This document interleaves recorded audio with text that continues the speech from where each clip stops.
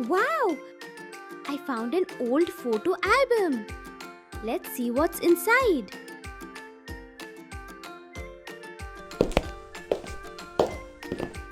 Mom, look at these photos. Remember when we visited the Taj Mahal? Yes, Aisha. That was a wonderful trip.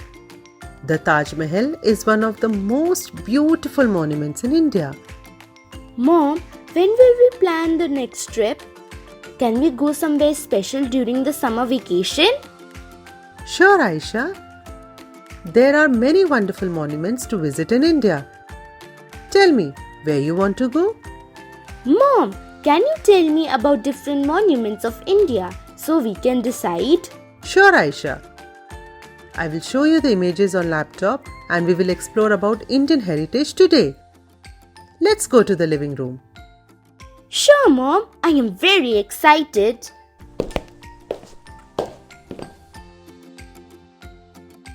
Aisha, look at this. This is the Red Fort in Delhi. Between 1638 and 1648, the fort was built. It's built from red sandstone and has such intricate artwork. It was built by Shah Jahan, the same emperor who built the Taj Mahal. The artwork in the fort is a fusion of Persian, Mughal, and Indian art styles. On Independence Day, the Prime Minister hoists the national flag and addresses the nation from the ramparts of the Red Fort. Wow, Mom! It looks massive. I love the red color. What else is there? Here's another famous monument, the Qutub Minar. It's a tall tower that rises to a height of 72 meters with beautiful carvings. People say it's made of bricks that were recycled from ancient temples. It's so tall and those carvings are amazing. How old is it? It was built in 1193 CE, over 800 years ago. And look at this iron pillar next to it. It's over 1500 years old and hasn't rusted.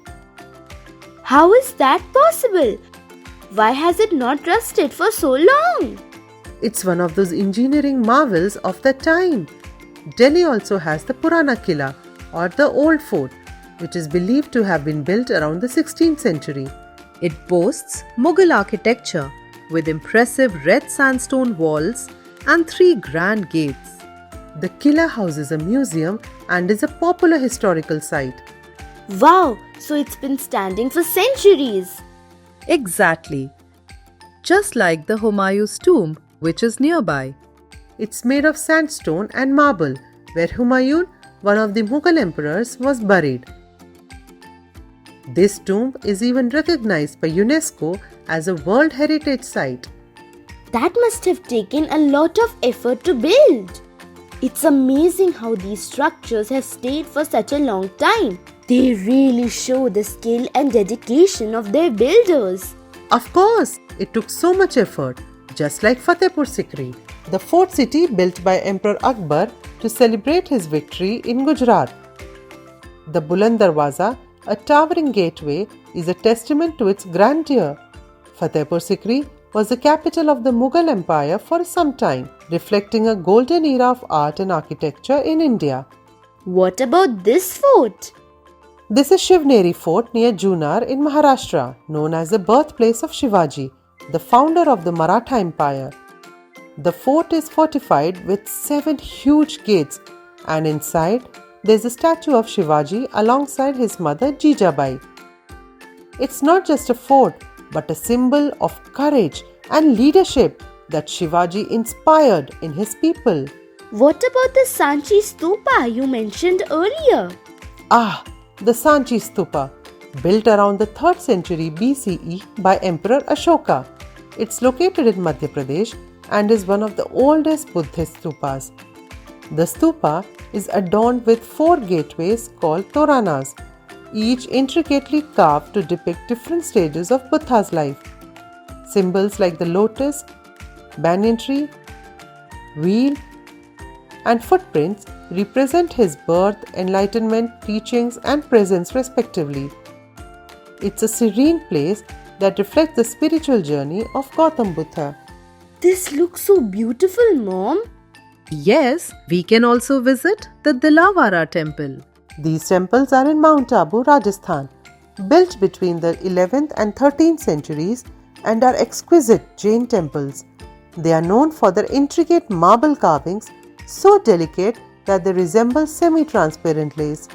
These temples are a masterpiece of craftsmanship and devotion. What about the Sun Temple? This looks so magnificent. The Sun Temple at Konark in Odisha is a marvel of architecture. It's designed like a giant chariot of Surya, the sun god, pulled by 7 mighty horses, symbolizing the sun's journey across the sky. The temple is adorned with intricate stone carvings depicting life and mythology. It is also recognized as a UNESCO World Heritage Site. It's incredible how these monuments not only reflect the artistic skills of their time but also tell stories of India's rich cultural heritage. Absolutely. Now let's talk about Meenakshi Temple in Madurai, Tamil Nadu. It's a splendid example of South Indian architecture, renowned for its 12 towering gopurams that adorn the vast temple complex. Each gopuram is meticulously carved with figures of gods, goddesses, humans, and animals, depicting stories from Hindu mythology and showcasing the craftsmanship of ancient artisans. Mom, many of these buildings are beautiful artworks. Does our heritage also include paintings? Ah, yes. India boasts 2 main types of traditional paintings: wall paintings and miniature paintings.